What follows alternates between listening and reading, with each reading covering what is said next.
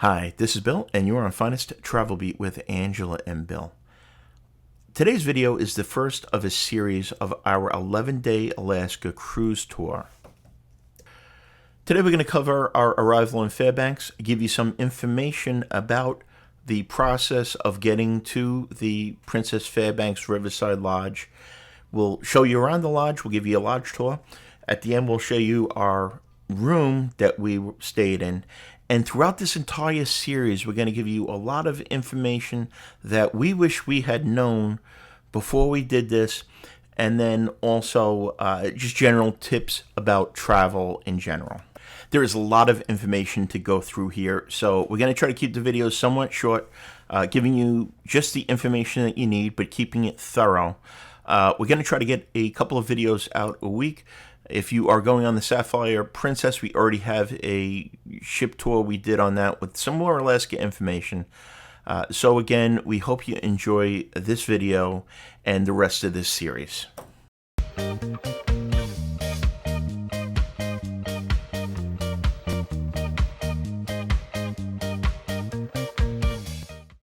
Again, thanks for watching. We're going to jump right into it here. You can see us landing in Fairbanks, Alaska. Our flight was from Orlando, and we took Alaska Airlines and had a stopover in Seattle. Now, our cruise tour was an 11-night cruise tour, which included 2 nights in Fairbanks and 2 nights at Denali. We actually arrived several nights early. We had a group with us, so we kind of wanted to get our bearings. And also, we rented a car and wanted to explore the outside of Fairbanks.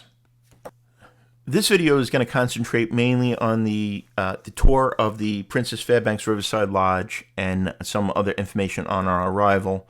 But we'll touch on other things throughout this video. And then, like I said, we'll have future videos on our day trip to Chena Hot Springs and some other places in Fairbanks, as well as the excursions once the tour started. Now, the process at Fairbanks couldn't have been smoother. It's a very small airport. We picked up our luggage. Actually, before we picked up our luggage, there were people there waiting with signs to take you to your transfers wherever you happen to be going. So it's very simple. You grab your luggage, they'll put you on the buses and take you right to the lodge here. This was a walk up to the lodge. We did rent a car. That was also a very weird process because there was nobody in line in front of us. Woman there was very nice, gave us all kinds of information about the car rental and directions. Princess Lodge here, this lodge is literally across the street from the airport. Although you don't really hear any planes or anything. It's a 5-minute drive. It's a 5-minute bus ride. Very, very simple to get to. So we walked in and our first impressions were very good. This is different. It's a different experience when you go to Alaska. The lobby is very warm, very rustic, Alaska-themed decor. As you'll see as we're going through this, there are plenty of seating areas, nice big windows that let the light in. There's a beautiful river view in the back. I'm going to talk a little bit about the light here as well, because we did go in June where you have pretty much 24 hours of daylight. Now, being that we arrived a few days early, our experience was a little bit different. We did have to stop at the front desk to get our room keys. Normally, if you're arriving on a Princess transfer from the airport, and there's our friend Harold right there with his coffee in his hand, as always. Normally, if you arrive with the transfers, they give you a packet when you're on the bus on the way over. That way you don't have to stop at guest services or anything. Right off to the left of the lobby here is a little gift shop. Very, very quaint, nice items. You could get some pastries here. Coffee. The coffee was excellent. I'm a big coffee fan. Not usually a fan of coffee out, but the coffee was out of this world. They also had a cinnamon roll that was the biggest cinnamon roll I've ever seen, built for 2. Definitely. Here you can get some local handmade crafts as well as your basic souvenir stuff. Pretty neat stuff. They had pretty much the same stuff in the Denali Princess Lodge, which you'll see in future videos. But if you need some souvenirs, some last minute stuff, the stuff here was pretty good. The pricing wasn't terrible. It wasn't really much more than we saw at other souvenir shops. We're back in the lobby now. As you can see, nice big oversized chairs, plenty of area to sit. We ended up having quite a large group, and there was probably about a dozen of us that hung out pretty regularly. Never had a problem finding a spot to sit. Right there you see is a TV screen that is going to give you information on the tours. If you've booked a Princess Cruise tour, that's going to be, they'll be pre-booked. Right to the right there is the tour desk as well. As we go through the video, I'll explain that a little bit. But if you have any issues with your tours, that's where you would go. That's almost like the shore excursion desk on a ship. Here is a Tracker's Bar and Grill. It's a more of a casual place. The menus at all three restaurants are fairly similar for lunch and dinner. This is a nice spot. Couple of drinks, some casual food. They had some TVs in here as well, as you can see. We ate here. We did have a meal plan, so it included breakfast buffet and dinners. As you can see here, here's the menu. If you do not have the meal plan, you can pay as you go. The meal plan we felt in Fairbanks was okay. It was worth it. Not much of a bargain, but I don't feel like we overpaid or anything there either. Walking off the lobby towards the elevated bank that had our room is the Edgewater restaurant. This is the main, I would say the main dining room. This is the largest dining hall. I think I have some video of it a little bit later on. This is open for breakfast. It's a buffet breakfast, and then it's also open for dinner. You can see here's a menu. I'm not sure if you can really read it. Again, pricing not bad. A decent menu, not an extensive menu by any stretch of the imagination. The food was good. I don't really go into too much on food reviews because everybody's taste is different. Some people loved it. Some people thought it could have been better. Here is a review deck. This was fantastic. They have a very similar menu here to the Edgewater Grill. A couple of things additional in here. We did eat here one night, and you can see this is just spectacular views of the Chena River. You do need reservations to eat here, or hopefully it's open. I really kind of wish that this wouldn't have been a reservation type of place where you could have just gone and sat, had a couple of drinks all night. But during dinner hours, these were all tables that were serving food and people were there. Now, here is the kind of iconic spot to get your picture with the Chena River in the background. The river was beautiful, absolutely gorgeous. The grounds were really nice. Beautiful wildflowers. The weather was insanely warm. My understanding is it gets fairly warm in Fairbanks in the spring. It was actually, even though this is very far north in Alaska, it was much warmer here than it was during our cruise portion itself. It was well into the 80s. We brought all these winter clothes and hats and gloves thinking Fairbanks was going to be freezing. It's not. We were in shorts most of the time, so be sure to bring shorts and t-shirts with you as well. We did. If we didn't have it, we would have been going to a store to get some. We're back outside in the common areas and walking back towards the lobby. On the right is that Tracker's Bar and Grill. On the left, you can see there's more seating. A lot of people sat there watching TV and stuff like that, sports games a little bit later. On the left is that tour desk again I was telling you about. Now, that's a really good information spot. So even if you're not doing a Princess tour, they had information there about transfers to Fairbanks itself, downtown. We did that one day. We took the transfers. That's going to be on another video explaining that. They also had information on other tours available, and then they also gave us directions. We went to Chena Hot Springs one day, and we went to North Pole another day, and they were able to provide us with the information. Up on the second floor is a hospitality room. There's several hospitality rooms. You can use these if they're not being booked out for some sort of a meeting or of an event. A TV in there. These were not really used at all. Most people stayed downstairs. There is a little microwave there. That's kind of a nice thing to know. There are no microwaves in the rooms themselves. The room tour itself will be at the end of the video. And then also, if you're up early and the gift shop downstairs for coffee was a little bit crowded, you could get your coffee up here as well. Not a full breakfast by any stretch of the imagination, but you can come up here and get your tea or coffee or espresso.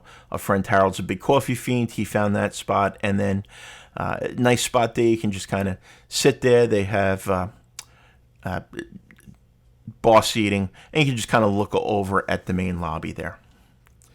As you can see, it's a smaller lodge. There's not a ton of common areas. There are some really, really beautiful trails outside and some vegetable gardens. They actually grow the vegetables on the property that they use in the meals here.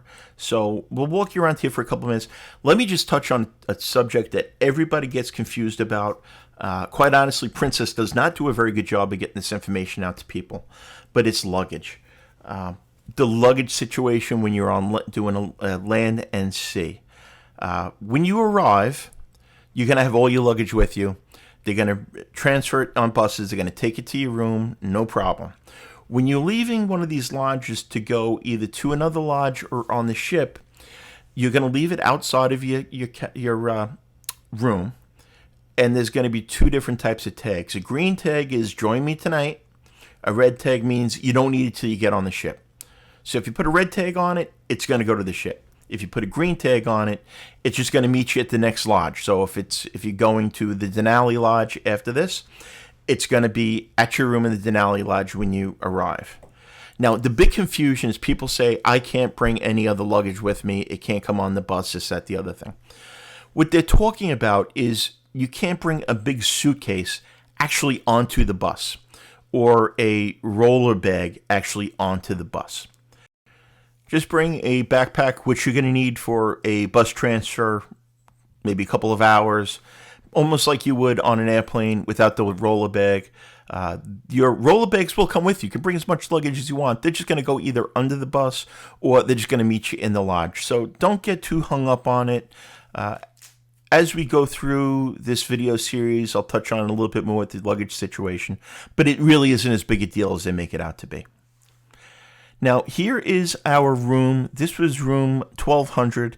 It was on the second floor. There are 3 wings in here. We'll show you around the room a little bit. Now, it's rustic. It's Alaska.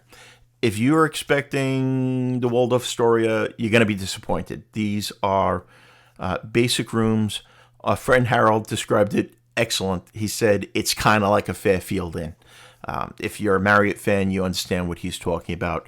The rooms were clean, they were well maintained, but rustic. There's not a ton of modern amenities. The furniture is on the rustic side. As you can see here, there is a table that you could use. I was able to use the table, have a little coffee maker. There is an ice machine. You could get ice. The air conditioning in our room worked great. In some rooms, it did not work good. It was very, very hot. There was some issues with air conditioning in rooms. Some people had to change rooms. So that was a little bit of an issue. The furniture is not brand new, but it was fine. It was comfortable. It really gave us a feeling of being in Alaska. No issues with the plug situation either. Now, there is another lodge that's around the corner. That's Pike's Landing, I believe is the name of it. That is an overflow lodge, so if this does get filled up, you may end up in that lodge. Princess does not release that, which lodge you're actually going to be staying at, to about a month before the actual tour starts. And here you can see is the bathroom area. Again, nice size bathroom. If you're used to cruise cabins, this is pretty big. You could really spread out, no problem. Nice tub. Things like that here.